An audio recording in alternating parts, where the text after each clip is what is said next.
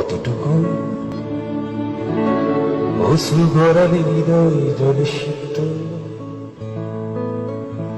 কত প্রদীপ শিখা জ্বালালে জীবন আলোয় তিক্ত, কত ব্যথা বুকে চাপালে তাকে বলি আমি ধৈর্য। নির্মমতা কত দূর হলে জাতি হবে নির্লজ্জ। আমি চিৎকার করি কাঁদিতে চাহিয়া, করিতে পারিনি চিৎকার। আমি চিৎকার করি কাঁদিতে চাহিয়া,